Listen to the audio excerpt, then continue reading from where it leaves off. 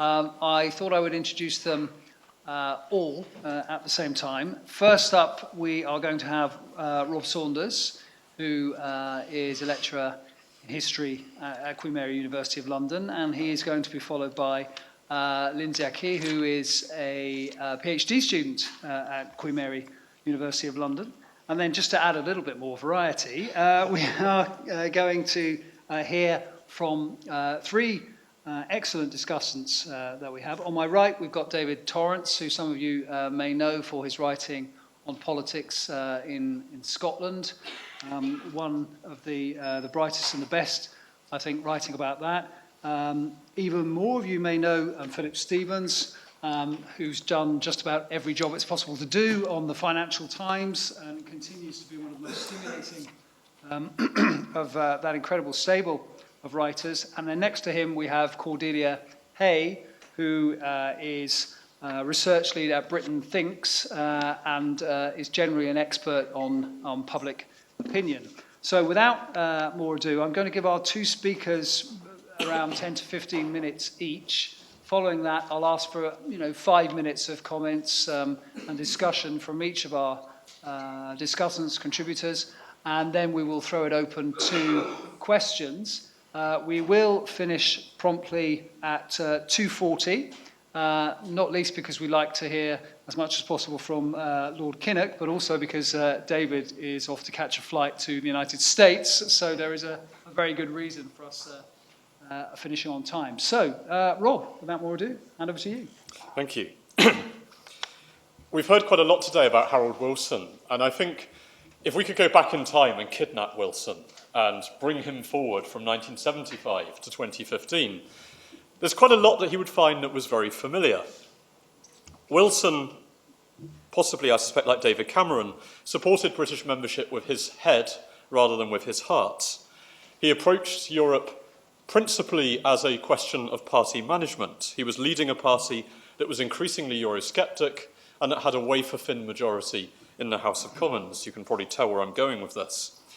He was operating also in 1975 after several years of rising Euroscepticism in British public opinion. And he responded, as David Cameron would later do, with a twofold promise. He would renegotiate the terms of British membership and then put them to the public in a referendum. What followed on the 5th of June 1975 was Britain's first national referendum. But if much of this looks like very familiar terrain, in other respects, looking back on 1975 is like passing into a parallel universe. So the main pro-European party at the time was undoubtedly the Conservative Party, under its new leader, Margaret Thatcher. And here we have one of my favourite pictures of Mrs. T out campaigning in her Yes to Europe jumper. Euroscepticism was seen much more as a left-wing position. Most Labour MPs, most trade union leaders campaigned for Britain to get out.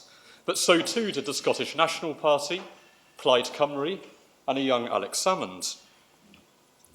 Women were more Eurosceptic than men, and the young were more wary than the old. The most pro-European part of the United Kingdom was undoubtedly the south of England. In fact, the great anxiety, in a reversal of where we are today, was that England would vote to stay in, while Scotland and Wales voted to leave. So in all these respects, the geography and the party politics of the European debate were almost exactly reversed 40 years ago. And I'll suggest in a moment that the issues were also, in some respects, radically different. The decision to hold a referendum, the first referendum in British history, was highly controversial. Mrs. Thatcher again called it a device of demagogues and dictators. She refused to confirm that the Conservative Party would be bound by the result. The Sun, which in recent years has campaigned tirelessly for a referendum, called it a constitutional monstrosity. And for its critics, the decision to hold a referendum was yet another blow to Britain's battered parliamentary institutions at a time when the idea of a crisis of democracy was very resonant. On the other hand, for its critics, like Tony Benn, this was part of a new refurbishment of democracy, making politics more genuinely responsive to the people. What followed was probably the only really sustained public debate the British have ever had about their relationship with the European community. And it was a debate that took off in the most unlikely places. Businesses produced newsletters advising their customers, employees, and shareholders how they should vote. Tesco issued carrier bags saying yes to Europe.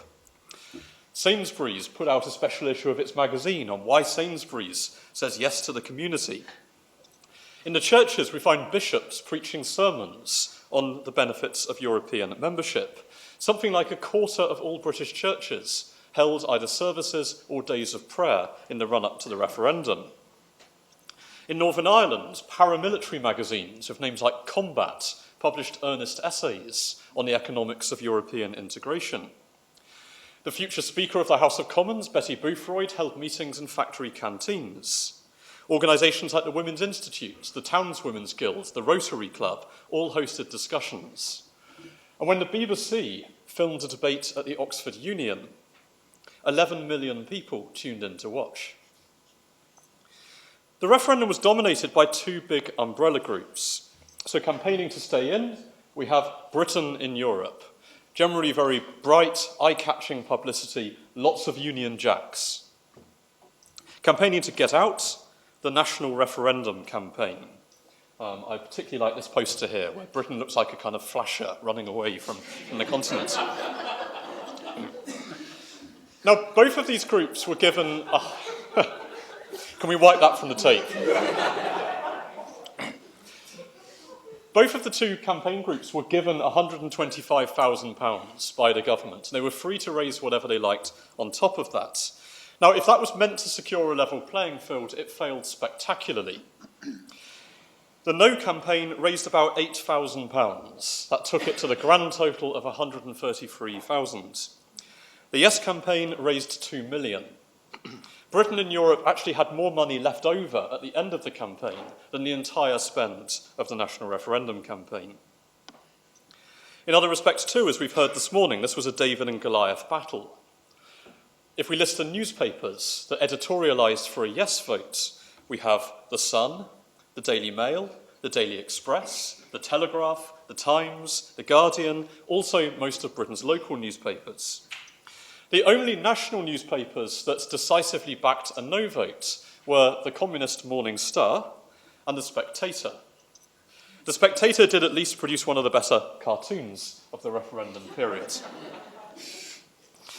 In political terms, Britain and Europe could call on most of the leading figures in British politics: Ted Heath, Roy Jenkins, Jeremy Thorpe, Shirley Williams, and so on. And they lined up behind them a galaxy of sports stars and celebrities.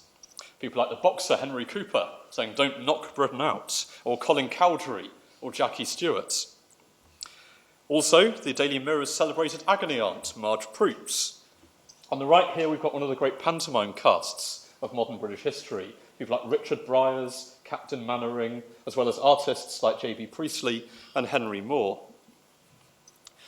If we look more broadly out to civil society, great institutions like the CBI, the Church of England, the National Farmers Union were all broadly pro-European. Now, the No campaign certainly had some star power of its own, particularly rhetorically. People like Tony Benn, Enoch Powell, Barbara Castle, Michael Foot. They also had a charismatic young Welsh orator called Neil Kinnock.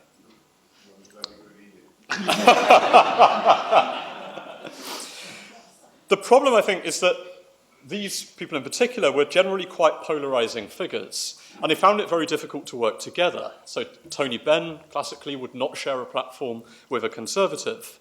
The internal organisation of the NRC was riven by factional disputes and personality clashes. Britain and Europe used its money to build a series of very targeted local campaigns. So it used its polling apparatus to identify key cohorts that might vote no, and then to direct campaigning material at them. So there was a specific women's office, a lot of material appealing to women, particularly as wives and mothers, but also some younger, sort of more fashionably exciting material. There were separate campaigns in Scotland and Wales, often with quite a strong patriotic flavour, so lots of Welsh dragons, lots of campaign literature in translation. And as ever, the campaign in Northern Ireland had its own peculiar flavour. On the left, we have a poster from Ian Paisley. A vote for the common market is a vote for ecumenism, Rome, dictatorship, and the Antichrist. And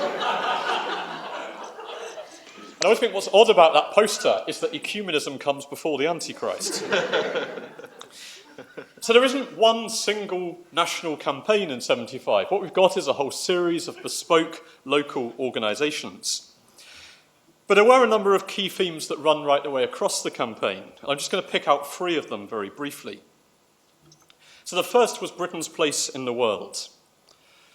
By a happy coincidence, the results of the referendum were announced on the 6th of June, which was the 31st anniversary of the D-Day landings. And both sides very consciously evoke the memory of war in posters like these. I should stress that the poster on the left is not an official No campaign poster. It's produced by Scottish students, but there's a lot of this kind of resonance at the time. Now, the contraction of British power and the dissolution of the empire over the intervening period was, of course, very obvious. Some pro-Europeans like Roy Jenkins hoped that membership of the European community would help to cure Britain of its imperial delusions. And yet, at the same time, some of the biggest cheerleaders for British membership were themselves great enthusiasts for empire. Some even saw the European community as a kind of surrogate for the British world system. So The Sun tells its readers, after years of drift and failure, the common market offers an unrepeatable opportunity for a nation that lost an empire to gain a continent. And the idea that we heard about this morning, the idea that Britain should lead in Europe, has a particular resonance with people who wanted to maintain a British imperium. A second theme that recurs throughout the debate is the Cold War, something I think we often don't pay enough attention to as British historians. The same newspapers that were reporting on the referendum were also reporting on the fall of Saigon, the Maya Gez incident, and the American retreat from Vietnam. And for someone like Margaret Thatcher, part of the attraction of the European community was the idea that it presented a bulwark against the Soviet Union. It took potentially vulnerable states, places like Italy, Ireland, perhaps Britain, and it wired them into a free market, prosperous capitalist system. So Ted Heath told a demonstration, a vote against the common market could lead to a Soviet invasion of Europe. And variants on that theme were a fairly regular element of his oratory. The MP for Bournemouth East, John Caudle, said this to his constituents.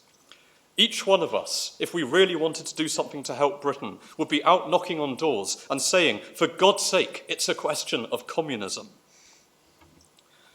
And that brings me to my final theme, which is the extraordinary sense of crisis that pervades this debate. If we think about what had happened in Britain over the previous 18 months, we'd seen the quadrupling of oil prices, a series of power cuts, the worst stock market crash since 1929, a 3-day week, a miners' strike, 2 general elections, and inflation in double digits. And right the way through the campaign, the strapline on the top of the Sun newspaper reads Crisis Britain.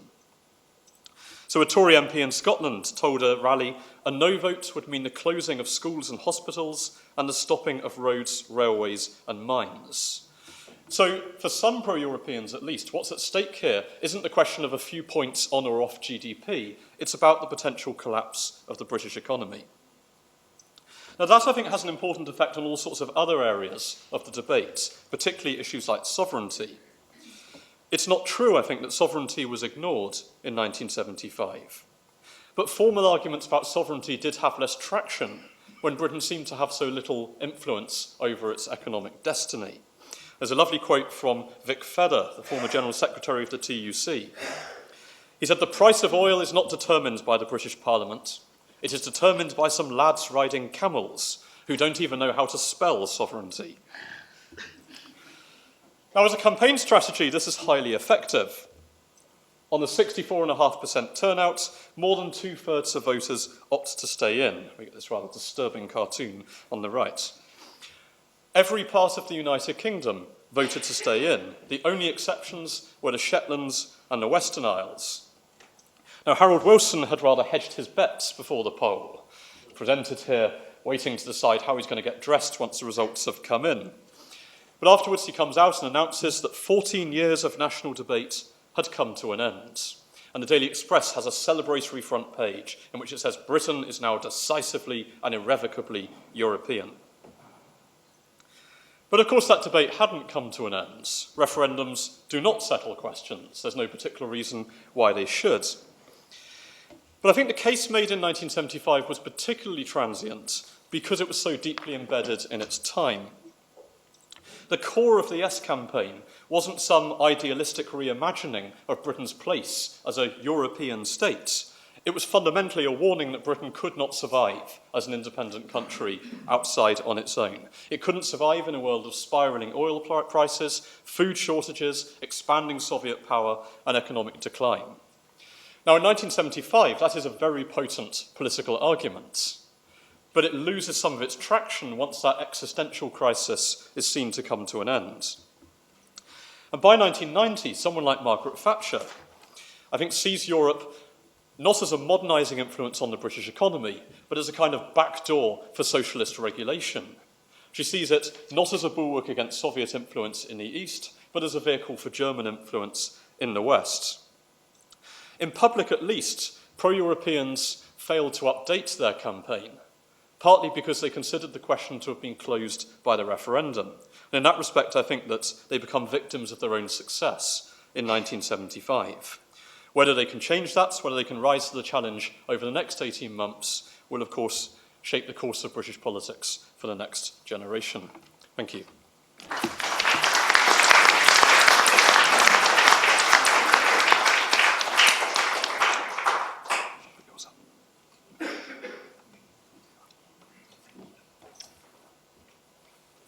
Okay, thank you. Lindsay, fire away. Thank you. Thank you very much for the invitation to speak here today.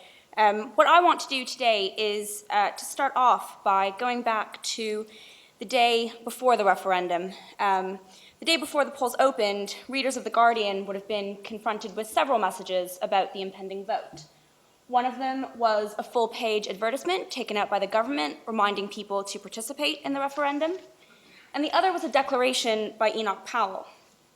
He said that if the British people voted for staying in the community, it would only be because they had failed to realize the true significance of the decision. He stated that if Britain, on whatever pretext, remains in the community, the events of the coming months and years would cause the British people to rise up, to say we were deceived, we were taken for a ride, we will have no part of it. Now, Powell's remarks were certainly not representative of mainstream opinion in 1975, but they do give a flavor of the tense atmosphere surrounding the debate. The day after his declaration, it was announced that 3/4 of the British public had voted in favor of remaining in the community. Wilson called it an historic day, one that had settled 14 years of arguments. Far from it, the referendum threw into question the basis upon which Britain had joined the community and injected even more uncertainty into a largely ill-informed public debate. The result of that referendum, and the focus of my remarks here today, has been referred to as an unenthusiastic vote for the status quo. And it seems that despite voting yes, the public was largely unconvinced of their choice. One post-referendum study found that only 41% of individuals who had voted yes in the referendum were very sure they had made the right decision. That result begs an important question. Why was Britain's public in favor of, yet ambivalent about community membership? And this is the question that I want to look at in depth today. The early cabinet discussions of the referendum revealed that the government's information policy would be one of the most difficult challenges facing the government. After much deliberation, it was decided that the best method for providing information to the public about the issue of European membership would be through a centralized information unit in the Cabinet Office, designed to handle all inquiries ranging from clarification on the terms of membership to the specifics of the voting arrangements. For 10 weeks, over April, May, and June, the Cabinet Office Referendum Information Unit served that purpose. The minister responsible for the unit was James Callaghan, Foreign Secretary. He thought that the key to success for the unit was to maintain a low profile, adding that the less it was seen, the better. There appear to be two likely reasons why he advocated for such an approach. The first was ensuring the effective use of the government's advertising budget, which had been significantly reduced under Wilson. Having researched the Heath government campaigns to persuade public opinion in favor of membership in the early 1970s, Cabinet Office officials had found that campaign, despite loads of investment, had not swung public opinion by more than 1 or 2%. Thus, they questioned a heavy investment in the current referendum campaign. A second and much more prominent consideration was the possibility that a government information campaign might be interpreted as a propaganda effort, thus exposing the government to the accusation that the vote had been biased. In the parliamentary debate on the referendum, the question of whether the government had considered that risk was a serious concern, with one MP describing the unit as something rather sinister. On the other hand, Cabinet Office officials had evidence to suggest that over 3/4 of the British population felt they needed more knowledge of the pros and cons of British membership in order to vote responsibly. Callaghan was thus handed a very difficult task: to create an information campaign capable of providing enough information for an informed vote without providing the kind of information that would lead the government to being accused it had led the vote towards a yes. In order to ensure that objective was met, the unit was assigned a reactive mandate and was not allowed to proactively engage with the public. The only exception to that mandate was the creation and distribution of a popularized version of the government's white paper on the renegotiation. The 15-page publication, entitled Britain's New Deal in Europe, was distributed in a package including copies of the official pamphlets from Britain and Europe and the National Referendum Campaign. This arrangement was due to agreement reached in Cabinet that in order to conduct the campaign fairly, the government had to ensure voters were given equal access to arguments on both sides of the debate.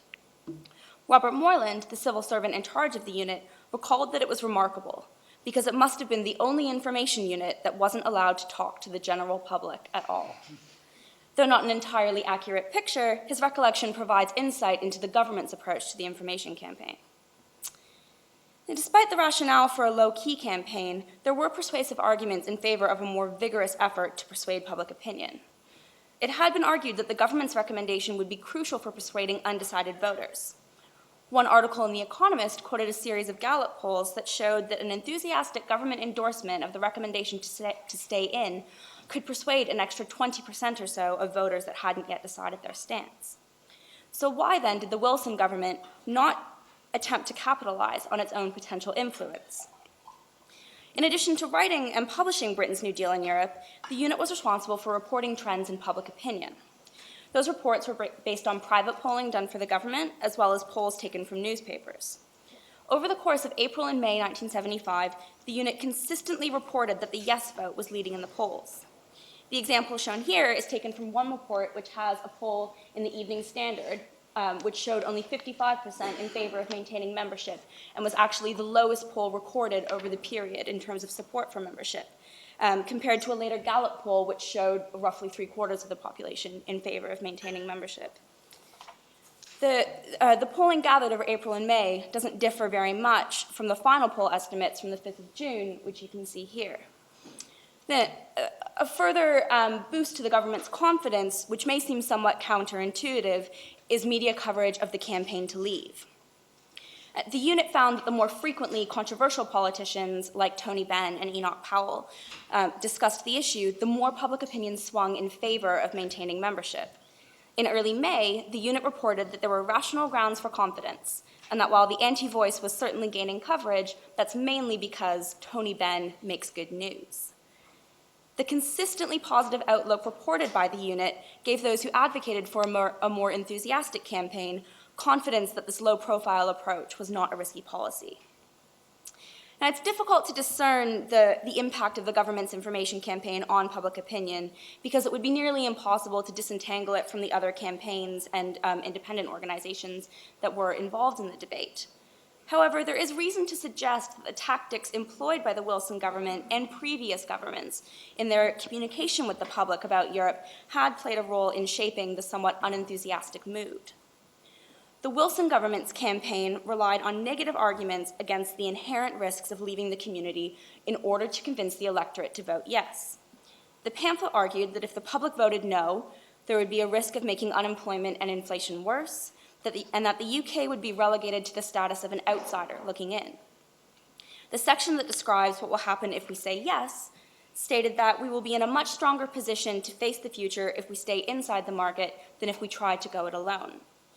The pamphlet suggested that it was not worth the risk of leaving the community, yet hardly espouses the benefits of remaining in. A private poll conducted for Wilson 1 month before the referendum showed that the phrases "can't go it alone" and "can't survive as an island" were most frequently used by people describing why Britain should remain in the community. Whether this outcome was a direct result of the messages used in the campaign or a common belief already held among Britain's public is impossible to say. However, given the prevalence of such views, the National Referendum Campaign's message that Britain should go out and into the world may have seemed a very risky proposal. Focusing on the risks of being outside the community was not a new strategy. The Heath government's campaign to persuade public opinion in the early 1970s had focused itself around the slogan, "Since we cannot beat them, join them, and there is no sensible alternative." The Heath and Wilson government's campaigns were employed to a largely similar effect.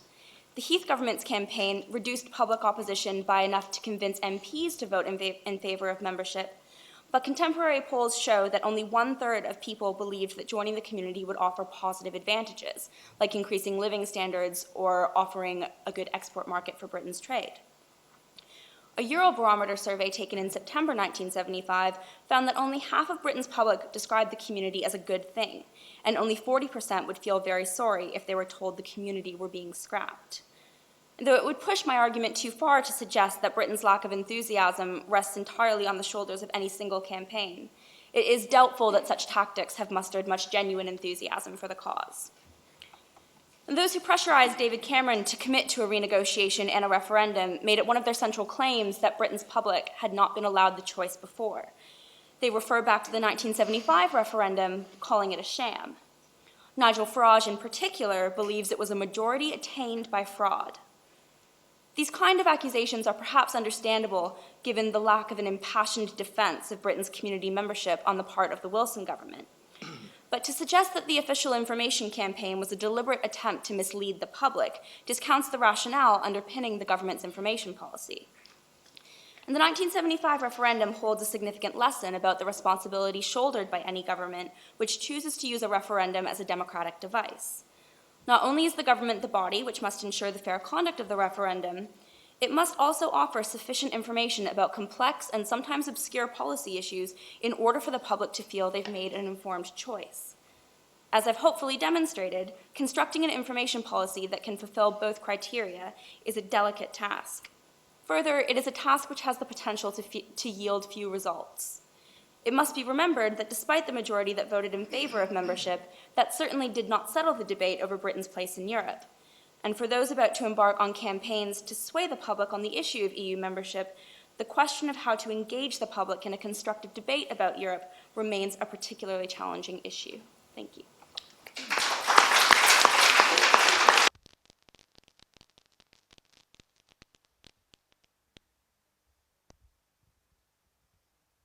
Have some points from our discussants. Got between 5 and 10 minutes to say whatever you'd like to say. We'll start with David, then we'll move to Philip and take the lead. Okay, so David, yeah. Robert mentioned that the SNP was one of the parties campaigning against common market membership in 1975. The position was actually slightly more nuanced than that, and they did urge their members to vote no. Alex Salmond, then an undergraduate at St Andrews University, was making very spirited speeches alongside Michael Forsyth for Scotland and the UK to come out. Their position was that it shouldn't be decided on Scotland's behalf on the UK's terms or on England's terms, and that Scotland should be making its own decision as an independent sovereign nation. And there were lots of rhetoric along the lines of why would they want to swap jackboots from London for jackboots from Brussels or Strasbourg. Despite that, it did have the benefit of being a coherent position. If your aim is independence, if your aim is national sovereignty, it doesn't make a whole lot of sense to leave one union and remain in another one. The difficulty it caused the SNP is it left them open to charges of being isolationist, and that was the main charge from the Labour Party in the 80s, especially. You know, your little Scotlanders who want to cut Scotland off from the rest of the world. So in 1988, the SNP did what they came to do very well, and long before Tony Blair triangulate, they came up with the beguiling slogan of independence in Europe, where they sought to closed down the isolationist charge. And it also had the benefit of sort of chiming with contemporary debates about Scottish devolution. Europe was spoken of in regional and national terms, subsidiarity, all these buzzwords. And there was, as many of you will remember, much more of a European mood in the late 80s and early 90s. So for a while, that slogan, that campaign of independence in Europe appeared to sort of sit with, not majority Scottish opinion, but a sort of mainstream view. The trouble is the SNP didn't update their thinking. After Maastricht, after several other updates and treaties, they still sort of spoke of Europe as it was in the 70s, as a sort of loose trading bloc, a common market. Grapple with, the irony of a nationalist party supporting ever closer union, which wasn't lost on some fringe elements in the SNP who actually formed a splinter party which was committed to withdrawing from both unions, not just one of them. So this produced a sort of intellectual incoherence which became a bit more obvious during the independence referendum campaign between 2012 and 2014. Malcolm Rifkin put it well when he said he couldn't quite follow why Scotland couldn't remain in a political partnership with England, Wales, and Northern Ireland, but it had to remain in one with Portugal and Greece. To which the SNP didn't really have a very compelling response. They would argue in general terms, well, yes, it's a union, but it's a different sort of union, and they'd sort of leave it there. And the obvious point, if London was too far away to understand and serve Scottish needs, then where precisely did that leave Brussels? Nevertheless, looking ahead to the European referendum, the SNP have made it quite clear that they'll be campaigning, unlike in 1975, for an in vote, and they intend to do so on their own. They will not be joining any sort of umbrella campaigning groups. They spent the Scottish independence referendum attacking Labour for campaigning, as they put it, invariably in cahoots with or hand in glove with the Tories. And you must also always say Tory rather than Conservative, and you must always spit it out. Tories, campaigning with Tories. Having created that frame, that argument, they of course leave themselves open to charges of hypocrisy if they share a platform with Conservatives and Labour this time round. But the arguments they use are fascinating, because the main, in as much as they've been articulated so far from Nicola Sturgeon and others, and Alex Salmond, who's his party's foreign affairs spokesman at Westminster and likely to play, in fact I'm sure he'll be very keen to play, a high profile role in the European referendum. The arguments they use boiled down are, if the UK withdraws from the European Union, then it puts jobs at risk, it will damage the economy, and it will lead to a loss of influence, which of course were precisely the arguments they condemned as baseless scaremongering when they were presented by Better Together during the independence campaign. So there is a delicious irony there. Lessons, just to finish off, from the Scottish referendum, which I think are useful. Of course they are very different, but there are similar dynamics at work. The first thing I'd say, having covered the Scottish independence referendum campaign, is facts are useful, but only up to a point. As Alex Massey from The Spectator memorably remarked, one of the unintended consequences of the Scottish referendum was that facts were delegitimised. And therefore, what appeared to be compelling arguments economically on the oil price, on trade and so on, it didn't end up having much resonance even with undecided voters. And I think a mistake that the in campaign can make this time round is repeating Better Together's rather dry balance sheet style of campaigning. Personnel is also hugely important, and reading about the launch of Britain Stronger in Europe, it struck me that Lord Rose was just the worst possible candidate on any number of levels. In fact, Alex Salmond's analysis of the likely drawbacks of the campaign are worth checking out. They're broadly correct, which is Lord Rose is not a sympathetic character.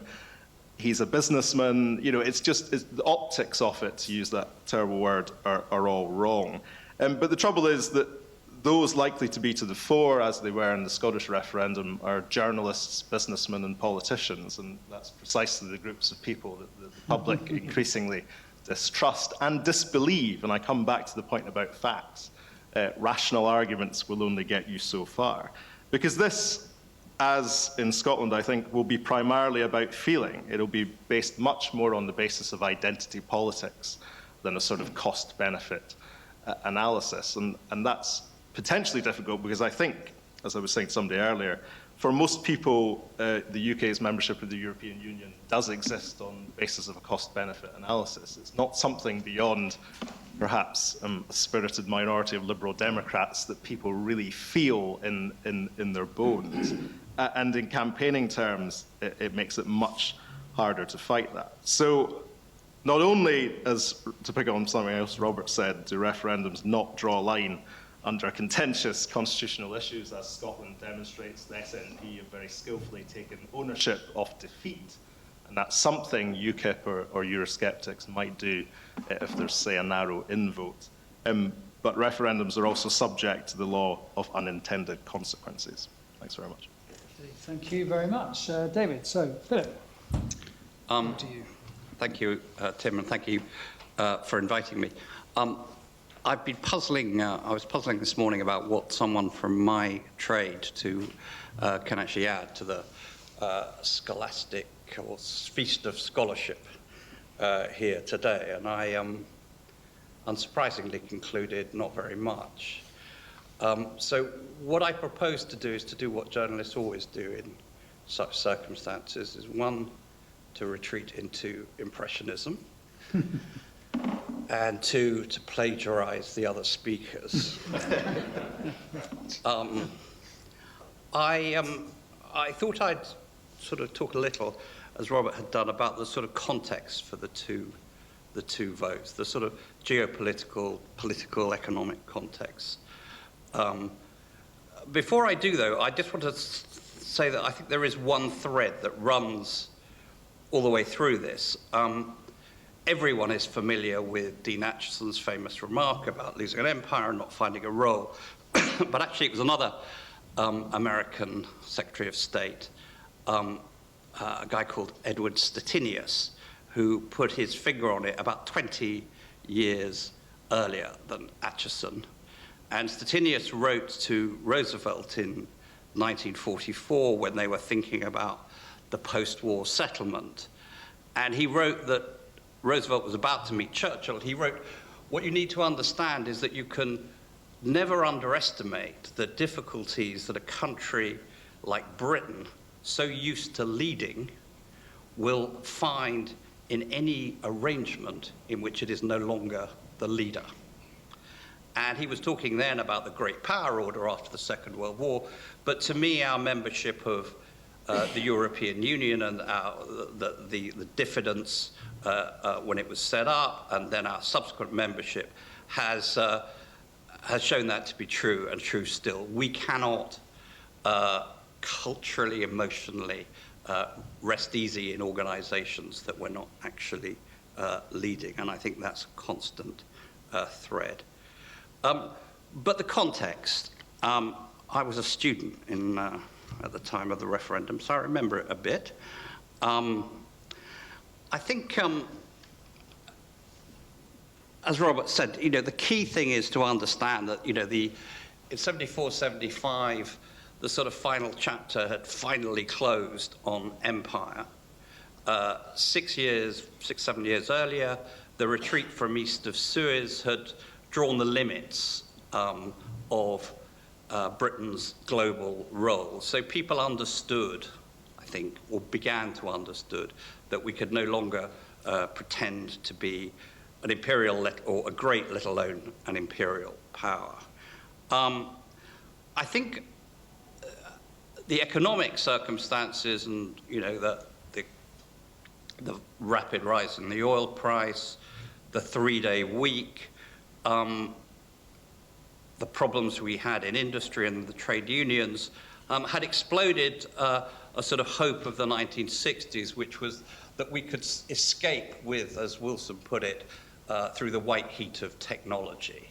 that sort of burst of enthusiasm that we saw during the 1960s about how Britain could rediscover itself at the edges of technology and science had been lost by the early 70s. And when we looked across the Channel, we saw that European countries, despite the problems they had, and I'd say other European countries, despite the problems that they had with the oil price shock and other things, were doing rather better than, so the idea that had been put around in the early 60s and later that we would prosper outside Europe and they would, if you like, be constrained within Europe, had been exploded. I mean, Germany had Siemens and BMW. We had what was to become British Leyland. So I think there was that realization, that defensive realization, which defined, I think, the background. And I think the sort of the emotional temper of the referendum. And I think if you look at my favorite speech from the referendum campaign is the one that Margaret Thatcher gave in the House of Commons in April, I think it was, of '75, putting the case for a yes vote. And it's a speech that explodes all the stuff we hear now about we've signed up for a common market, because she starts this speech with the very simple statement that the case for remaining part of the European community was above all else the political one. And I think she goes on to say that Europe was opening doors on the world, would open doors on the world that otherwise would be closing to Britain. So I think anyone who says that this was, you know, the political dimension of Europe was missed need only be pointed to the many speeches that Margaret Thatcher and others gave, saying rather the opposite at the time. So what about the context today?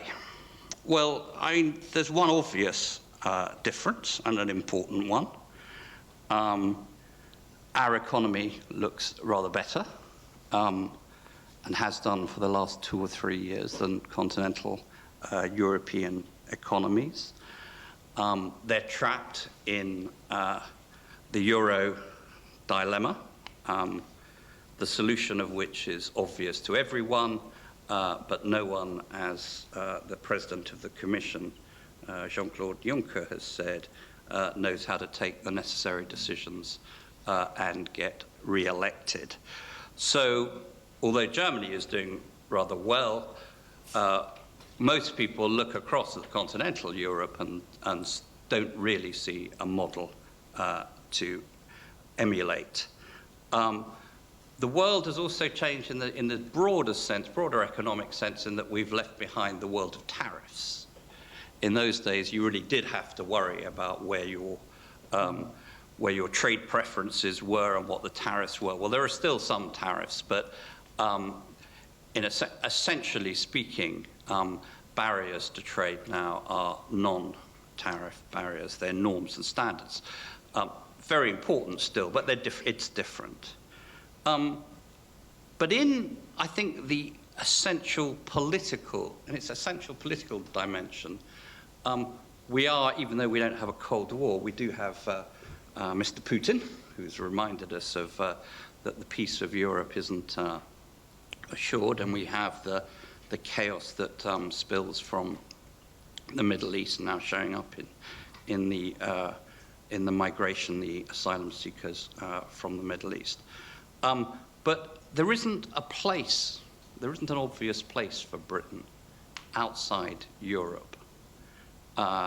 We have, to varying degrees or with varying success, spent the last 40 years or so treating Europe, the EU, and the US as the twin anchors of our foreign policy.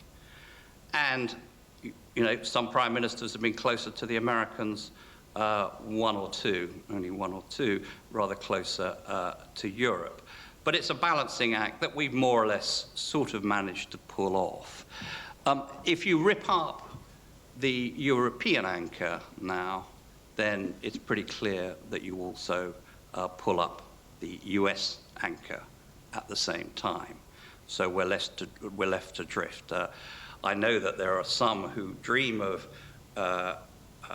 reinventing the Anglosphere, but all they need to do is to go to Washington, talk to Republican or Democrat politicians and ask where Britain will sit with the United States were we to leave Europe, and the answer is nowhere much at all. So it's not obvious where we go if we, if you like, leave Europe. And I think that case is made by most of our friends. You know, it's not just Obama. It's, I don't know whether we count Xi Jinping as our friend these days, but it's Xi Jinping, it's Mr. Modi from India, it's all the other European states. And I was sort of trawling through the other day to find, you know, is there anyone who thinks that it would be a good idea for us to leave the European Union? And of course there is one person, and that's Mr. Putin. So I'm not sure that's a great recommendation for us seeking a more sort of independent role in the world. I mean, I think, as someone said, emotion will play a part, and there is a sort of Elizabethan strand to the Eurosceptic case that, you know, why don't we just leave Europe behind and make our way in the world? And it's one, you know, one can sympathize with, but we're not any longer living in the 16th or 17th centuries. So, to conclude, I think the reluctance of at least the official No campaign to present any or to even discuss its official policy of at least one of the No groups, not to discuss the alternatives to membership, whether it's Norway at one end or WT at the other. I think that shows the essential weakness of the No campaign, because it's very difficult to describe a Britain outside Europe. But someone said, I mean, for me, the organizing emotions, the ruling emotions of our relationship with Europe over the last 40 years or so has been superiority and insecurity. And at different times, one of those emotions has ruled. In the 60s, it was superiority. In the 70s, it was insecurity. By the late 80s, you could see superiority. So I see the coming referendum as a battle between those two emotions. Are we going to delude ourselves that we can cut ourselves free and, as Michael Heseltine once put it, be sovereign, rather like the man wandering in the desert, sovereign but entirely powerless, or whether we will recognize the reality that Stettinius and Acheson recognized, is that if you want to pursue your interests, promote your own prosperity and security, you have to be part of the European Union. Thank you. Okay, Philip, thank you very much. And on then to Cordelia. Fantastic. Thank you for having me, and thank you for those brilliant presentations. Personally, it was very nice to see a time when the pollsters were right and they were accurate at guessing outcomes, so that was nice and nostalgic to see. I would argue that there are a couple of clues that we haven't looked at in the 70s as to why Britain then voted yes, and they're both in the question wording itself. The question wording asked specifically about the common market. It was in there specifically what the European Union is for, what its purpose is, and it was making it very clear to people what it's about. Something we very commonly hear now is that people have just got absolutely no idea what the European Union is for. They might, in very vague terms, be able to talk about trade, but they've got no idea about how the mechanics of that works. So back in the 70s, that economic impact of the EU, that's what it's all about, was incredibly clear. also, it was a yes versus no question. Obviously, now we know that this time around it's going to be Remain versus Leave. And while it might not have been that effective in closing the argument, the Yes campaign last time certainly sheds a light on what we're doing wrong now. I mean, it was positive, it was empowering, it was patriotic. The idea of yes on Tesco carrier bags now, when most business leaders are frightened to speak out, even in business contexts, is quite astonishing to see from the past. Lastly, we also need to remember that back then people could remember a time before the EU. Something we very often hear in focus groups is the fact that people never really knew how the EU began. They feel that it's something that's been imposed upon them, which they've had very little control over. And those older groups, who tend to be much more likely to be anti-EU, talk a lot about the past, knowing that there was a time before the EU, and they don't feel that it's been imposed upon them in quite the same way. We've talked a lot about the importance of context.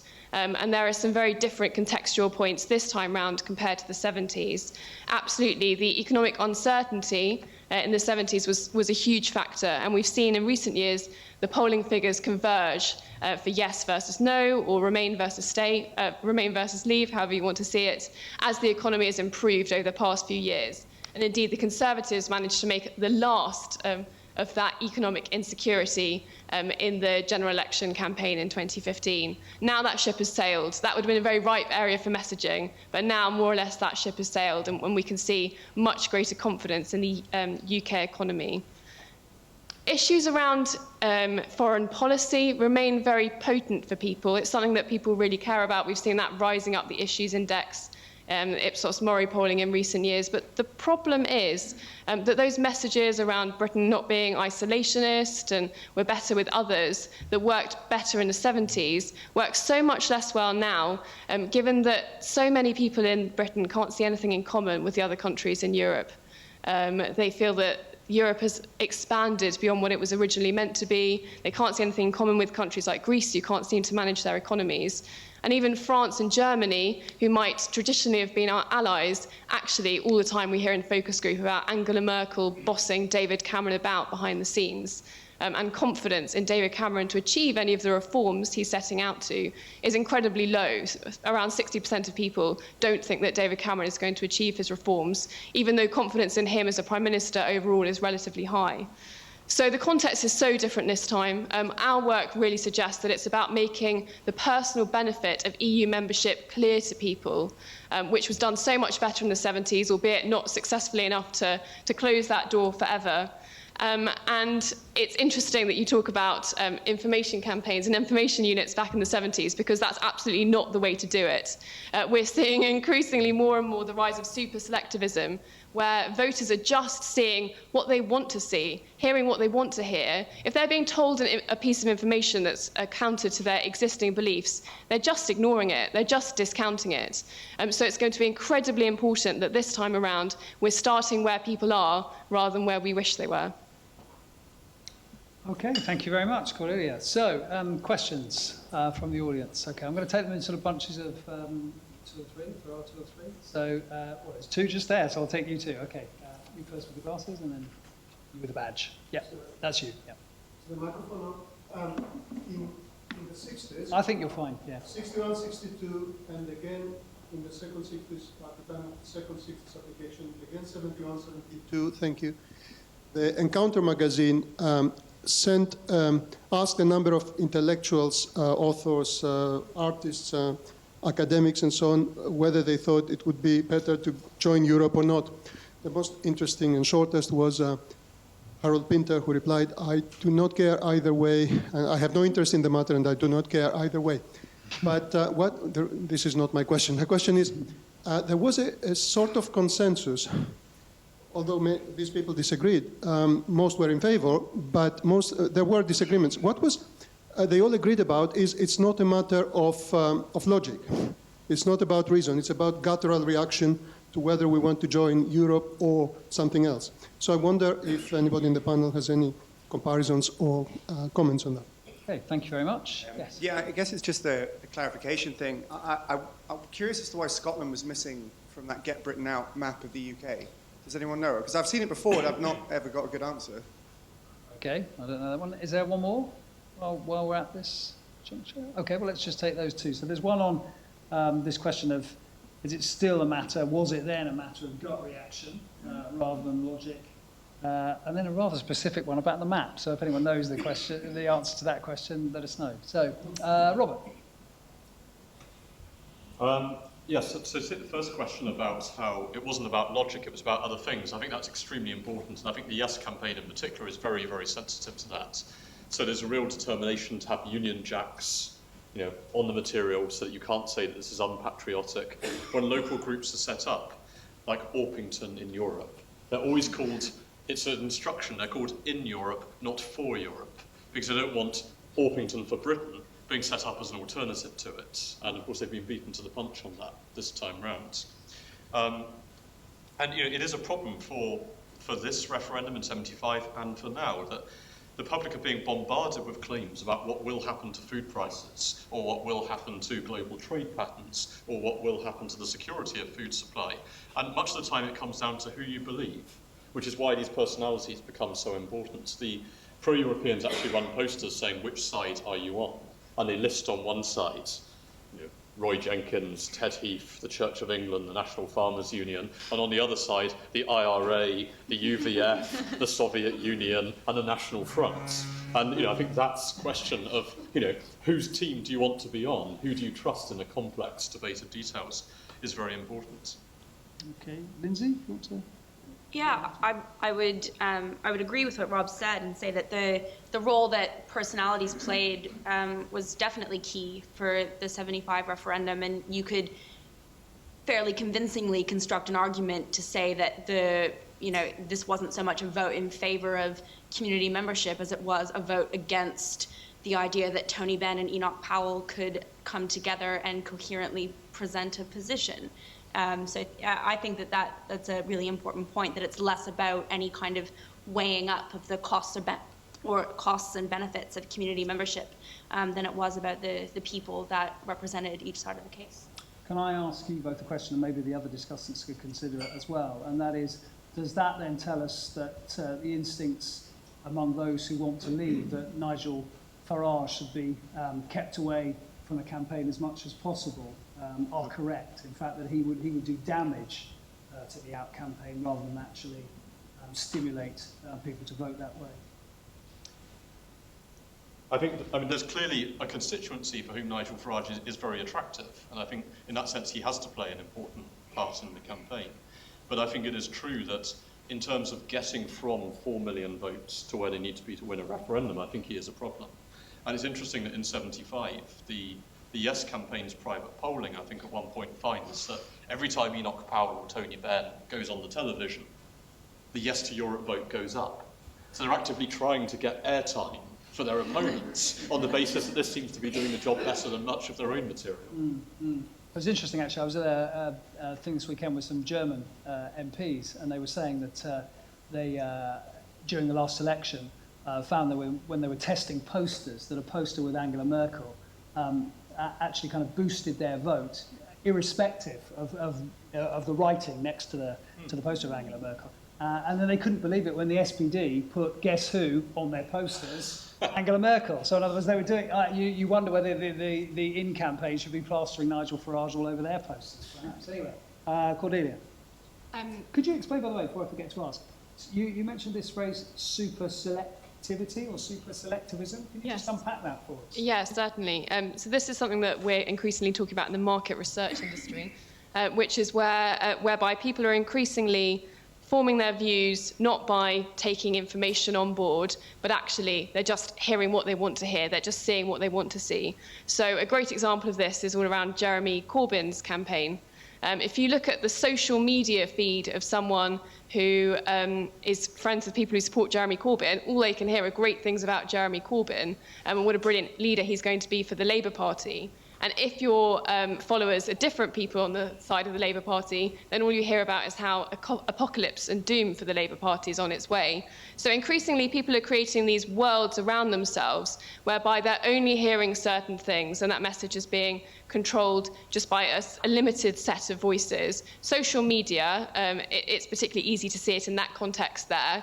But of course, as David Cameron said the other day, Britain isn't Twitter. There are lots of people who aren't on Twitter or social media. But even over the course of the general election campaign in 2015, when Labour put out messages about their economic competence, they just fell on deaf ears. People didn't hear it.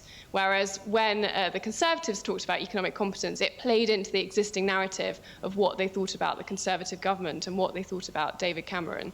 So the EU referendum debate is going to be operating in that context, where people's underlying views are, for the majority, that they don't see any personal benefit of belonging to the EU, that there are some macroeconomic benefits, but they're not really sure what they are and how they work. And actually, very damagingly, and this is very interesting from polling data, that the EU is worse for small businesses than it is better. And of course, small businesses are such a potent messenger on issues like this. And actually, the majority of people believe that the EU is bad for small businesses, presumably because of perceptions around red tape and unnecessary regulation.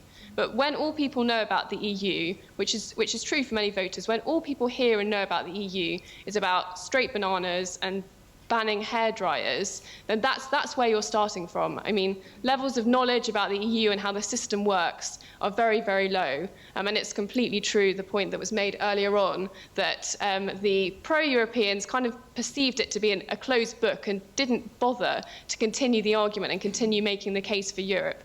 And now they're realizing that it may be too late to make that case to the public. That's interesting. And one thing we do know from the research is that referendum campaigns can be actually quite educative in the sense that they do actually boost people's levels of knowledge. So would that make a difference? You have to do it very carefully. People don't want to be educated, so that's a careful, difficult one.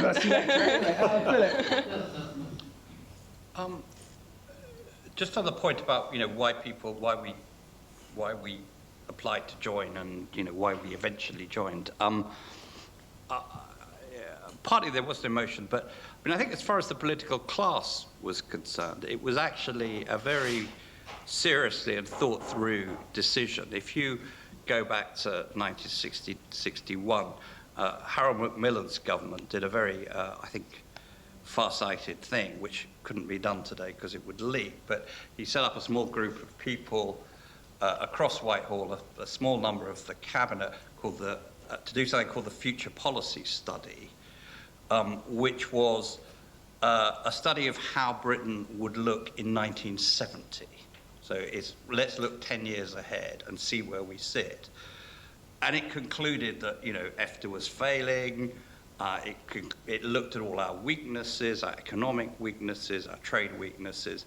And it was on the basis of that very thorough, and actually still it's worth reading now, a very good piece of work that the Macmillan government decided that we really do have to join the EU. And I think that was absorbed into the Whitehall bloodstream, as it were, over the next 10 years. So there was a sort of intellectual rationale. I think on this referendum, the thing that puzzles or slightly sort of I don't have any answers to is the question of where the Labour Party will sit. And at the moment, it seems to me we have two Labour parties. We have the Labour Party at Westminster, where the leader has the support of, 25 MPs and the antagonism of, 150 and others, whatever. And then you have the Labour Party in the country, which elected Jeremy Corbyn with great enthusiasm and an overall majority. And you have a Labour Party at Westminster, which is overwhelmingly pro-European, and a Labour Party in the country, which I have put a big question mark over. I mean, my own view of Mr. Corbyn is that he's viscerally anti-EU for the same reasons that a lot of Labour politicians were in '75. They see and he sees the European Union as a sort of capitalist club there to do down the workers. It's become in the minds of many on the left, and I was talking to one of Corbyn's supporters about this recently, it's an agent of globalization. And when David Cameron says, look, you've got to stay in the EU to get TTIP, well, for a lot of people on the left, that's a reason not to stay in the EU. So I don't know where quite a lot of the Labour Party, I know Mr. Corbyn has said that, he's not going to take He's not going to take an anti-position. Well, I don't know whether that's an interim decision or a permanent one. Things in the Labour Party seem to change quite rapidly these days. But I know some of the people who support him are going to campaign for out. And one of the messages they're going to have is, there is one way to get rid of David Cameron, and that's to vote to leave. Intriguing. Okay, David, don't know if you've got any answers on the map question or anything else. No, but I did notice that. I mentioned it to Tim when the slide was up. Northern Ireland was also missing, so it wasn't so much Britain leaving Europe to make its way in the world, but England and Wales, which is a curious rump. Just a point on what Cordelia was saying about super selectivity, much of which I recognised immediately from recent experience in the Scottish referendum. But one example stands out of how what seem on paper to be sort of compelling arguments and campaigning points can backfire or work out rather differently, and that was on currency. The UK government saw this as their ace when George Osborne came to Edinburgh to say, you know, if Scotland votes for independence, then it will not be able to retain sterling as its currency. There will not be a currency union with the rest of the UK. And, you know, there was a good argument there. I mean, it was backed up by a lot of analysis. I can't remember a single credible economist who thought otherwise. And the Scottish Government, the SNP, didn't so much respond to that as a few days later, Alex Salmond made a speech where he attacked George Osborne in strongly personal terms and accused him of bluff, bluster and bullying, a bit rich coming from Alex Salmond. And because the underlying view of Scots was not to trust George Osborne and not to like him, whereas they did trust Alex Salmond, they went along with that. And within a few weeks, polling showed quite clearly that a majority of Scots thought the Chancellor was bluffing, and that if there was a yes vote, an independent Scotland would be in a currency union. And therefore, as I said earlier, it's not, you know, the rational argument, the sort of reasoned analysis will only get you so far. The messenger is very important, and what the SNP have always been very good at doing is gauging where mainstream opinion is at and playing to that and reinforcing it. And you could see similar dynamics at play over the next couple of years. But David, the yes vote actually won in Scotland. I mean, you seem to be talking somehow as if they lost, you know, that Scotland's now independent. I mean, I know the peace has been won by the SNP, but, you know, the yes vote won. Yeah, but that's the key, you know, that's the thing to take away. But they won. Yes. Despite all the, you know, the mishaps and whatever, they won. But that ambiguity reinforces the point. It will not draw a line under the issue, and especially if it's a narrow. But this, no one thinks this referendum is going to draw a line under the Europe issue. I don't but also it can. But I think it goes beyond that. It also ends up skewing, or at least it has in Scotland. It skews normal, in inverted commas, politics. That's where the unintended consequences come out most clearly and most unpredictably. Yes, one at the back there, and yes, a guy with a beard at the back. I wanted to ask about the memory of the 1975 referendum and whether it will be at all consequential politically. I just emailed my mum to ask her how she voted because I realised I didn't know. And she said, I voted no. It was then purely a referendum for joining a common market, not a European Union. Heath, the then PM, totally misled the public, although she's actually spelt that pubic. I think she means public. Concealing his future plans. I did not trust it then and I've not changed my mind since. Now, that myth of betrayal, which, I mean, Cordelia touched on this slightly when you were talking about different age differentials. I mean, how important will that be, the memory of the 1975 referendum and what it has come to mean historically or politically, perhaps for a particular generation of voters? Will that be significant when it comes to the forthcoming referendum and how people will vote? That is a great question, because I actually thought of something else related to that, which is why I think it's a great question. I wanted to ask the historians, do historians have any role in qualifying that common wisdom? Is there any point in trying to do that, or is it just, you know, it's just fanciful even to try? Yes, the man with the beard, sorry, I don't know.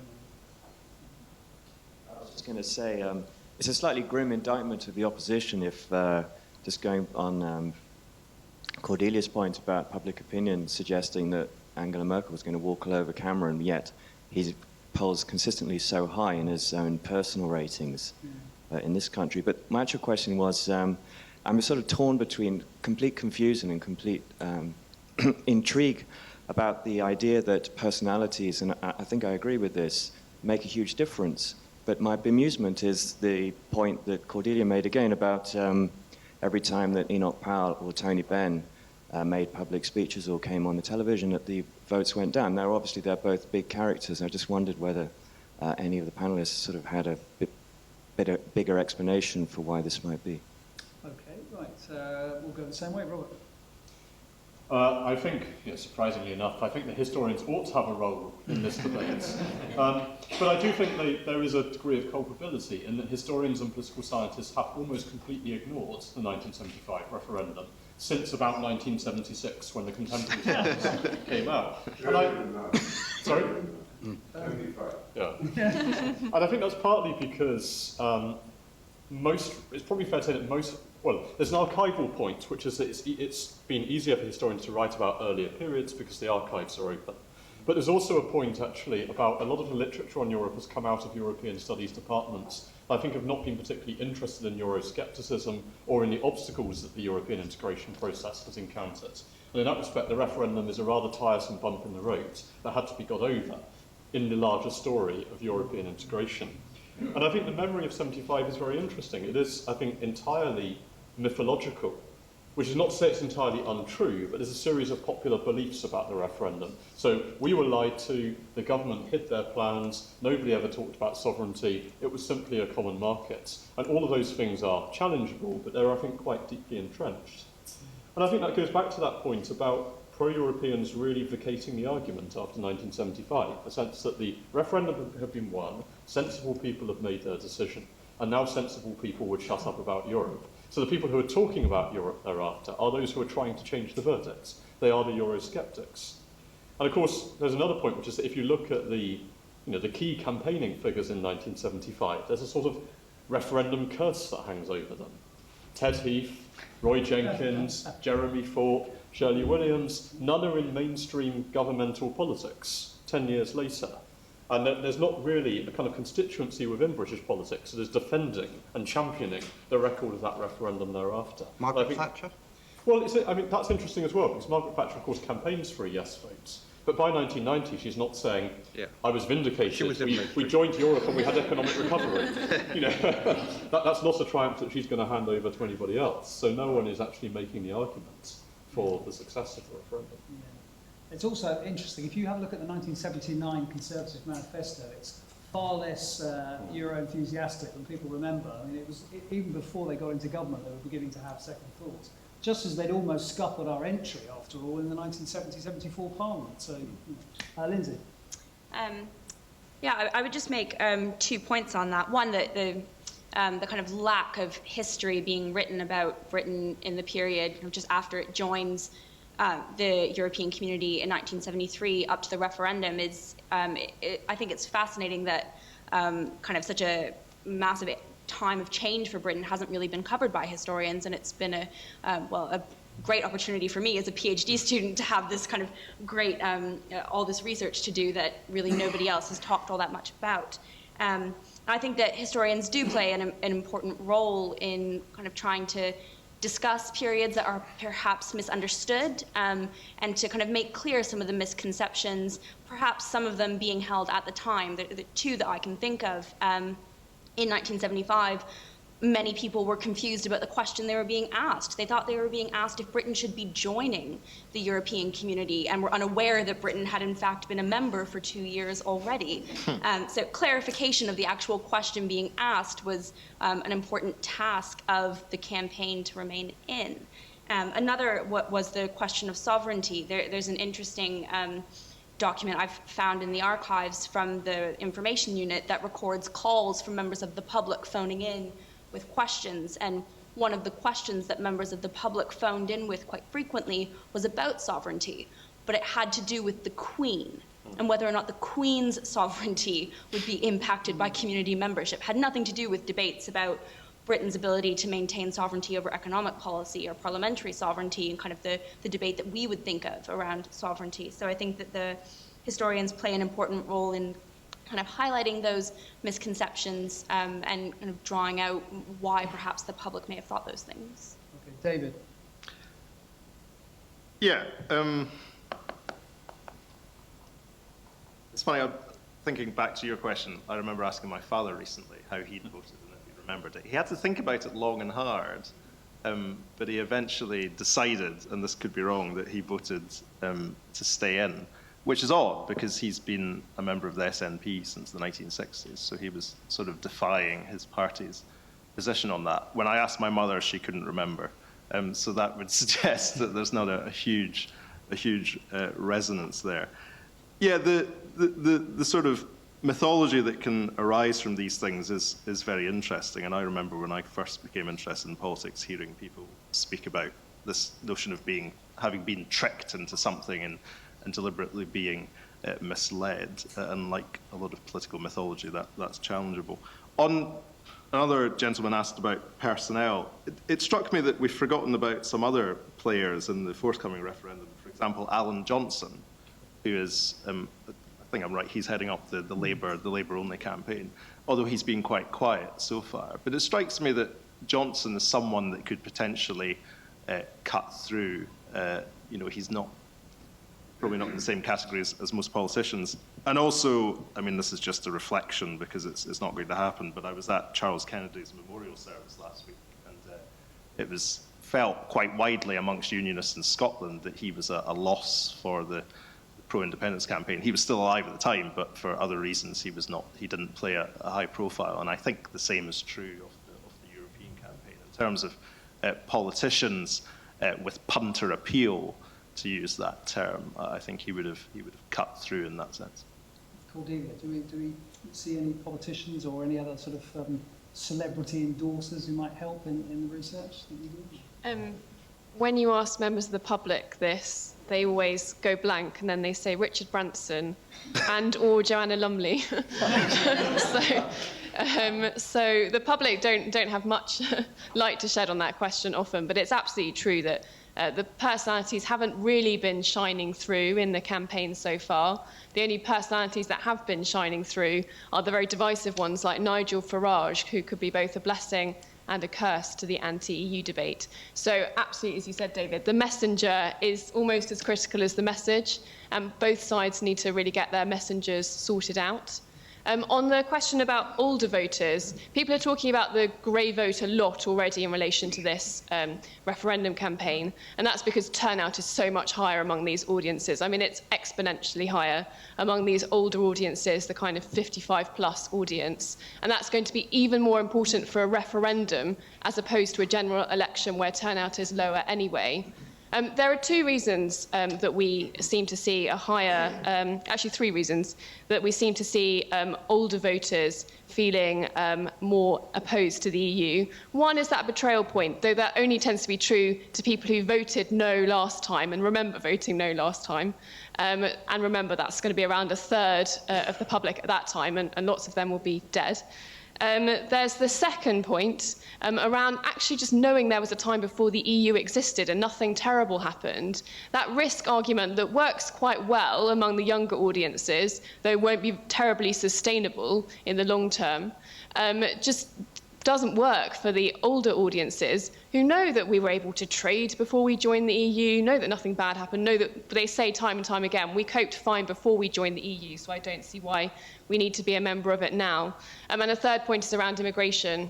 We see high levels of concern about immigration among older age groups, and that immigration we haven't really talked about very much today, but is obviously going to be a major factor leading into this referendum campaign.